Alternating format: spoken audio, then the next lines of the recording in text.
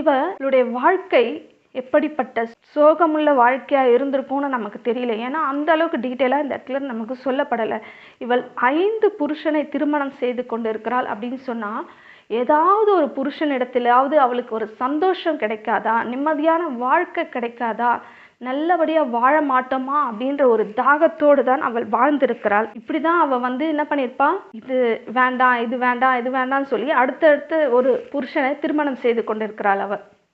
ஆனால் 5 புருஷரை திருமணம் செஞ்சும் அவளுடைய தாகம் தீரவில்லை.